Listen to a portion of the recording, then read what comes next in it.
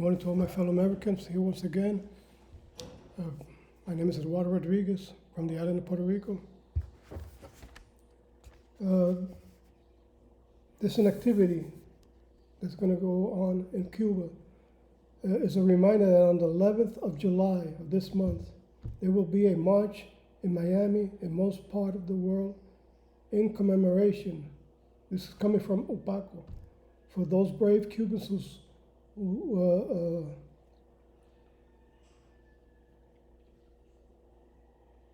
walked on the 11th. I don't remember what year it was, and they were brutally attacked. So they're going to commemorate that day, which was on the 11th of July, by marching. And most likely in Cuba, there's going to be probably a march. We need to support these people. Probably most likely around the world, maybe in Spain and other countries, which won't come in mind, maybe in France, maybe in England, wherever the Cubans are, I know they're going to manifestate themselves, and probably a couple of states in the United States, not only Miami, but maybe they'll be spreading around other activities. And we need to support these people. We need to support so they can gain their freedom again from this hellish communist dictatorship which Diaz-Canel has imposed on the people. They are starving, many of them starving even to death. And we need to support that. And be aware and wake up that in the United States, Biden's going to do the same thing. The guy is a communist. He has people in positions that are communists. He's not putting anybody who's a patriot to be in his administration. He's putting all kinds of evil, vile people you can think about, including Islamic terrorists and people who wanted the annihilation of the nation of Israel. A tiny nation between a whole bunch of Islamic states surrounding it, big Islamic states, countries surrounding it, not states, countries surrounding this small nation. We compare like the Vatican, surrounded by Italy and all other countries. It's the same thing, small little nation, and they want to annihilate that too, because they want to create a caliphate where everybody is a Muslim. And Joe Biden is just as terrible. I mean, this guy is letting them in. They're coming through the border. He has no compassion, no patriotism whatsoever. And there's people who wants to even put posters of him. I think there's a poster, more or less like Norman Rockwell, something like that, a painting of him. A guy who's stabbing us in the back, stabbing the nation in the back and destroying us. And this is the kind of person we're dealing with, who stole the elections. Cubans living in senior homes denounces that the representatives of the regime are stealing everything. They're starving them, giving rice with green peas, and maybe once in a while some ground beef. Yeah, just some ground beef, and maybe it's not even beef. Maybe it's what they call it, a vegetarian soybeans or something. To replace, this vegetarian type of meat that comes in packages. Sometimes they'll give them that, and hey, this is what we got, and they'll probably keep quiet and give it to them like if it was regular beef. Well, I'm a vegetarian myself, so they're doing them a favor anyway for the circulation. But still, these people are evil. It's just no comparison. They might give them one meal, not 3 meals, maybe only one meal. And hey, that's what you got for today. Alex Otaola informing and denouncing who are attending to the communist regime plea to stop the embargo. Oh, this is from Otaola, Alex Otaola, who's informing and denouncing the communist regime plea to stop the embargo. And there's these companies, maybe out of greed, knowingly supporting Cuba's hellish system of brutal oppression, and they don't care. Hey, just look, want to make money. Hey, that's okay. Well, I'm not in their shoes, so I don't know. I don't know if to blame them or what. But anyway, I don't think we should support this regime in any way whatsoever. But then when they're dealing with another regime, which is Biden's dictator, the communist Islamic dictatorship regime, well then we're more or less on the same boat. So sometimes I can't blame them because they're doing terrible things to these private companies. But maybe the companies are doing out of greed too. So I don't know. I don't think we support them, but then I'm not the type of person to know because I'm not in their shoes. I don't know what's really happening. But well, I know what's happening, but I don't know if they are supported by this criminal system we have in the States imposed by Biden, and maybe they support him, and they're letting them do whatever they want, negotiate with whoever they want, no matter how cruel they are. This is coming from Alex Otaola. Prices of food out of the reach of the population. Soon to happen here in the U.S. And when I mention the U.S., that includes Puerto Rico because we're part of the U.S. Pork, beef, and other foods in restaurants are out of the reach of the people. I mean, the prices are beyond belief. We're talking about prices of $100 and in Cuban money, and it could be like $250, maybe more. Well, I saw the how you call it,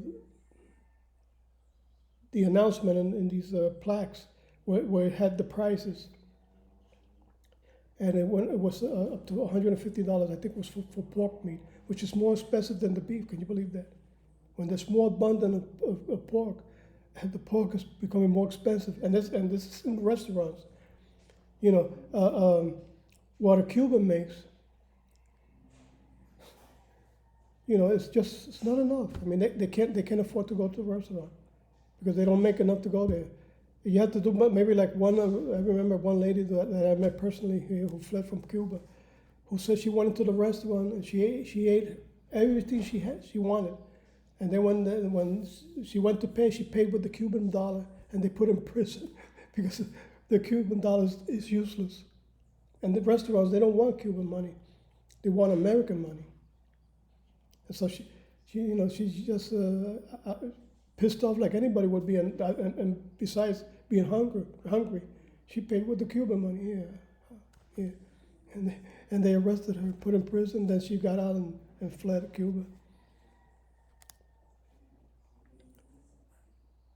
These restaurants are run by the military, or if I'm not mistaken, by the majority of all the military. All these restaurants are run by them. And they get all the best. They get abundance of lobster and meats and whatever they need, because the Cubans can't afford to go in there anyway. So they're the ones who, and plus if somebody protests or becomes what they call over there a contra-revolutionary, they'll appropriate their restaurant or fine them to the point where they have to close down. This is coming from Unpaco, another news here. Watching a pharmacy that looks like, I wrote this down because this really looks like something between an abandoned flea market and a mobster distribution center for crack and stolen goods. I mean, you look at the pharmacy over there and you see them empty. And what I meant by stolen goods is the mafia, they'll put up a store and then they have the stolen goods on the back and you see the place empty.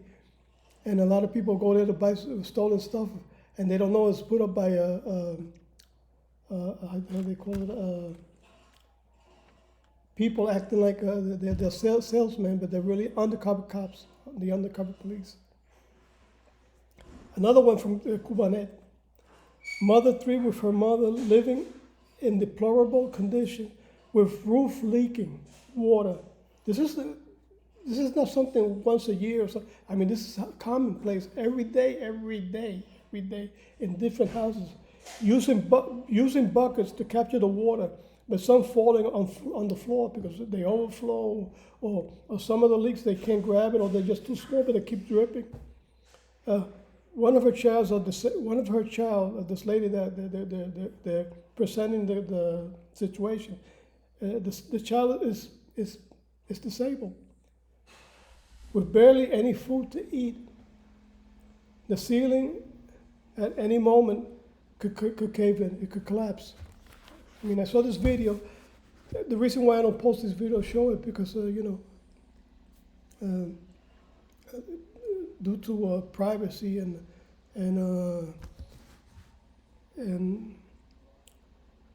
the author's rights. So, I can't show these videos. I used to show them until they called my attention and told me I was violating the author's right. So, if anybody who's watching my video wants to see what's happening, go to Cubanet, or go to Unpacu, UNPACU, Unpacu, and this ADN Cuba. But the most that I really get out is from Unpacu, and then Cubanet, and then maybe ADN Cuba. And you can also see from Miami, Cuba Martín Noticias. I think it's called, if I'm not mistaken. I hope I'm saying it right. I barely watch that because I got so many news from Unpacu and from Cubanet. Sometimes I hear something from Miami. I used to hear a lot of them until I came to Unpacu and Cubanet and ADN and this other one. There's other ones. I just can't remember. There's so many of them. But the main ones who I consider myself attached to, the main one is Unpacu, because I interviewed Jose Daniel Ferrer Garcia, who's unjustly imprisoned just for denouncing the cruelty of the communist system in Cuba. The people starving, just for denouncing that situation where people are lacking food, electricity, medical care, and all kinds of situations. Hey, they arrested them. You got to keep quiet. You can't say anything. If they could have gone to China, China opened up to free marketing, where you can because China suddenly woke up and realized that they were going back and the economy was being destroyed, and before there was an uprising, they suddenly say, hey, capitalism is good. Let's open up to capitalism. Even though they have communist oppression, brutal oppression, but you can't say anything. One little word and you disappear, or you turn out as food in the supermarket. Yeah, because they're practicing cannibalism also. They're taking people from the prisons, cutting them up and selling them as meat for the supermarkets. And that's what we're coming to. Like I said, we have to struggle to keep our democracy because we have this feeble but vile, evil man in the White House who's trying to destroy the United States.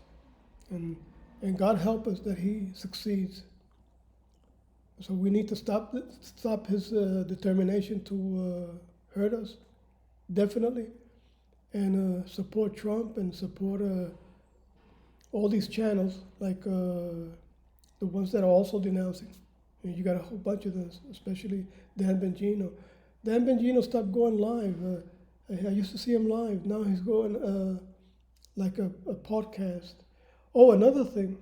I try to go to his, Dan Bongino, if you watch my video, there's another problem I'm having. I try to go to your page, and I think I even paid, I think it was $10, so I can videotape through Rumble.